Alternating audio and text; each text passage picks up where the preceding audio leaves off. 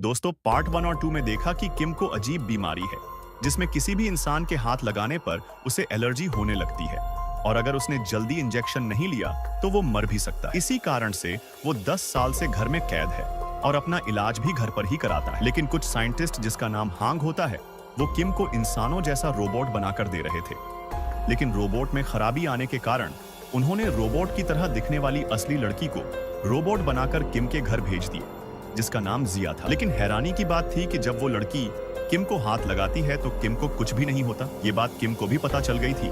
किम खुश होकर जिया के पास जाता है और कहता है कि मैं तुम्हारे लिए दुनिया की सबसे बड़ी बैटरी खरीदूंगा, तुम हमेशा मेरे पास रहो। घर आकर वो सब कुछ दोबारा से डॉक्टर को बताता है। डॉक्टर कहते हैं, मिन क्यू, मैं हैरान हूँ कि तुम बिना इंजेक्शन के ठीक हो गए। अब मिन क्यू जहाँ पर भी जाता जिया को अपने साथ साथ रखता। उसकी नजर में तो अभी वो सिर्फ एक रोबोट थी। उधर लैब में दिखाया जाता है असल AJ-3 रोबोट ठीक हो गई है, मगर उसे ठीक सी काम करने में कुछ वक्त अभी और लगने वाला था। जब जिया को ये बात पता चलती है कि AJ-3 रोबोट ठीक हो गई है तो उदास हो जाती है, क्योंकि अभी से भी मिनक्यू के साथ रहने की आदत हो गई थी। एक दिन मिनक्यू जिया को होटल में लेकर जाता है जहां पर वो लड़की अपने डेट के साथ आई हुई थी जिसे मिनक्यू पसंद करता था। वो जिया को ले जाकर एक अलग टेबल पर बिठा देता है। ये बात जिया को बहुत बुरी लगती। जब मिनक्यू वापस आता है तो वो उसे ठीक से बात नहीं करती। अब मिनक्यू भी जान गया था कि वो तभी महफूज है जब AJ-3 रोबोट यानी कि जिया उसके साथ होगी। एक दिन जब वो गैस स्टेशन पर रुकता है तो क्रेडिट कार्ड लेते हुए उसका हाथ वहां के वर्कर के हाथ से लग जाता है। थोड़ा आगे जाने पर जब वो इस बात को नोटिस करता है कि उसे किसी ने हाथ लगाया तब भी उसे कुछ नहीं हुआ। ये सारी बातें जब वो अपने डॉक्टर को बताता है तो वो कहते हैं, देखो अब तुम ठीक हो गए हो तो उस रोबोट को भींच दो ना जिसे तुमने अपने घर में रखा है। मतलब जिया की बात हो रही थी यहाँ पर, मगर दिल्ली दिल में तो मिनक्यू को जिया से प्यार हो गया था। अब वो हॉन्ग के पास जाता है और उसे अपनी दिल की बात बताता है। ये बात सुनकर वो कहता है कि तुम एक रोबोट की बात कर रहे हो जिसे पहले से डिजाइन किया गया था। मिनक्यू कहता है, फिर मैं क्या करूं, मैं पागल हो रहा हूँ, कैसे भुलाऊं मैं उसकी यादों को। वो कहता है, एक रास्ता है, मैं उस रोबोट की सारी यादों को डिलीट कर दूं जिससे वो सब कुछ भूल जाएगी और तुम भी कहीं और चले जाओ। अब आखिरी बार जिया को AJ-3 रोबोट बनाकर मिनक्यू के पास भेजा जाता। दोनों एक दूसरे को देखते। बाहर बहुत सदा बर्फबारी हो रही थी। आखिरी बार ये दोनों बाहर घूमने जाते, फिर वापस से घर आ गए। मिनक्यू जिया का शुक्रिया करता है कि उसने उसे ठीक कर दिया। फिर वो अपने गले से अपनी मॉम का दिया हुआ लॉकेट उतारकर पहना देता है। फिर उसकी गले लगकर रीसेट का बटन दबाकर बहुत रोता है।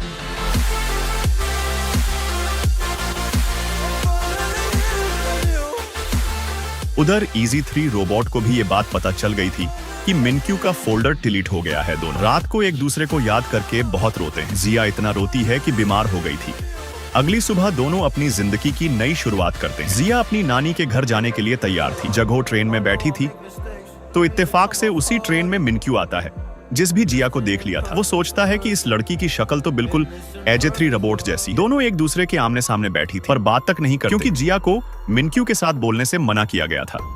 अब ये हॉन्ग को कॉल करता है और बताता है कि मैंने तुम्हारे रोबोट जैसा एक चेहरा देखा। वो कहता है, हाँ, मैंने उस रोबोट को अपने खास की शक्ल दी थी। तो मिनक्यू कहता है, क्या मैं उस इंसान से बात कर सकता हूँ? वो कहता है, नहीं। इतना कहकर उसने कॉल को काट दिया था। मिनक्यू को यहाँ पर शक हो जाता है, इसलिए वो जिया का पीछा वहां तक आ गया था जहां पर ये नौकरी करती और अपनी नानी के पास रहने वाली थी। उसकी नानी का एक होटल। सब चले गए थी मगर मिनक्यू बैठा उसका इंतजार कर रहा था। जिया तंग आकर उसके पास जाकर बताती है कि हाँ, मेरा ही चेहरा AJ-3 को दिया गया, इसके बदले मुझे बहुत से पैसे दिए गए थे। ये सब बताकर वो उसे वहां से जाने का कहती है, मगर मिनक्यू अब इसके पास ही रहना चाहता था। उस दिन में उसकी जिया की नानी के साथ भी दोस्ती हो गई थी और वो जिया के साथ वो सब भी टाइपल गुजारता है जो इसकी नजर में उसने AJ-3 रोबोट के साथ गुजारे थे। एक दिन जब वो वापस आया तो दिखता है जिया उधर होटल में नहीं थी। वो अपनी नानी की घर से जा चुकी थी। अब वो उसे पागलों की तरह यहाँ वहां ढूंढता है। तभी वो उसे समंदर के किनारे बैठी हुई मिलती है। उसकी नजर जिया की गले में उस लॉकेट पर जाती है। जिया उसने AJ-3 रोबोट को पहनाया था। जिया उससे वो हार छुपाने की कोशिश भी करती है मगर मिनक्यू ने उसे देख लिया था। उसकी हालत बहुत खराब थी। उसे समझा जाती है कि उसके साथ बहुत बड़ा धोखा हुआ है। उसकी एलर्जी लाल रंग पर पहुंच गई थी जो ऐसा इसके साथ कभी नहीं हुआ था। वो जमीन पर गिर जाता है। उसके बचने के चांसेस भी बहुत कम लग रहे थे। तभी उधर हॉन्ग और डॉक्टर आ जाते हैं जो इसे इंजेक्शन लगाते हैं और घर ले आए थे। उसका इलाज किया जाता है। यहाँ पर जिया मिनाक्यू से मिलकर उसे सब कुछ बताना चाहती थी, मगर डॉक्टर उसको मना करते हैं। जब मिनाक्यू ठीक हो जाता है तो उसके पास उसका एक खास असिस्टेंट आया था, जो उसको जिया और होंग की कंपनी के खिलाफ केस करने का कहता है कि उन्होंने उसे धोखा दिया। यहाँ पर हमें यह भी पता चलता है कि वो असिस्टेंट दरअसल जिया का भाई था। उसने जिया के इस धोखे के बाद मिनाक्यू के पास से नौकरी छोड़ दी थी। अब मिनाक्यू होंग के टीम के पास जाता है और उसे अपने साथ धोखा करने के जुर्म में उनकी लैब को खाली करवा देता है। उधर जिया भी मिनाक्यू के लिए खाना बनाने में मसरूफ थी। वो रोज उसके लिए खाना बनाकर ले जाने लगी थी, लेकिन मिनाक्यू को उस पर बहुत गुस्सा था। वो उसका खाना रोज कचरे के डब्बे में फेंक देता। जिया उससे कहती है, तुम जो मर्जी करो, मैं रोज तुम्हें खाना दे। मिनाक्यू जब रात को सोने लगा था तो उसे जिया की याद सता रही थी। वो बाहर अपनी नौकर के पास जाता है, जो आग चलाकर बैठा हुआ था। उससे पूछता है, क्या तुमने भी मुझसे कोई झूठ बोला है? तो अभी बता दो। नौकर जवाब देता है कि नहीं, मगर हर इंसान अपनी जिंदगी में कोई ना कोई झूठ लास्ट में बोलता है। अगली सुबह दिखाया जाता है जब जिया मिनक्यू के लिए खाना ना रही थी।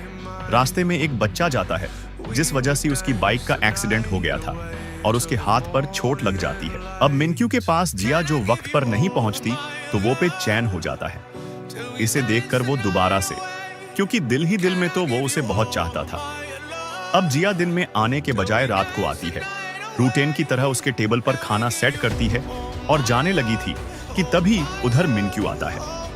कहता है कि तुम उसे झूठ बोलकर और धोखा देकर कितनी खुश नजर आती। जिया कहती है, मैं तुम्हें बहुत कुछ बताना चाहती, मगर मिनक्यू कोई भी बात सुनने के मूड में नहीं था और गुस्से से गिलास को तोड़ देता है, जिसका कांच जिया के हाथ पर आकर लगा था।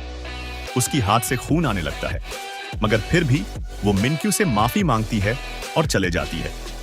सुबह को मिनक्यू के घर जिया के दोस्त आती है। उसे समझाने की कोशिश कर रही थी।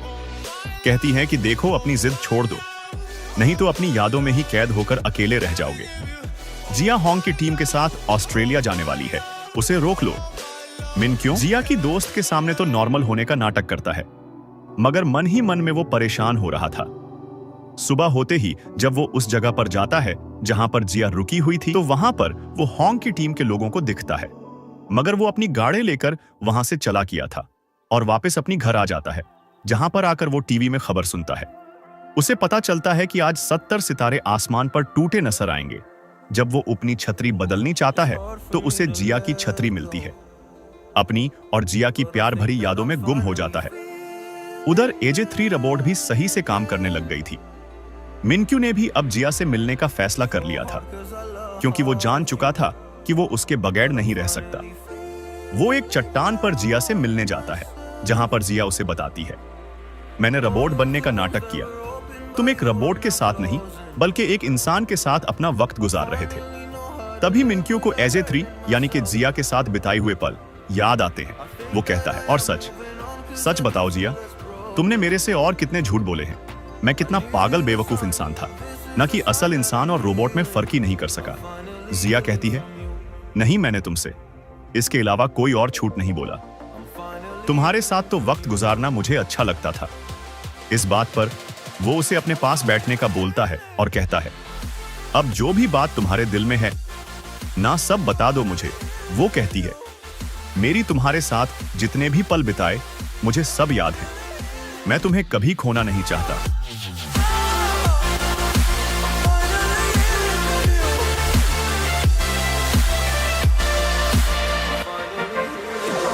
I know I make mistakes.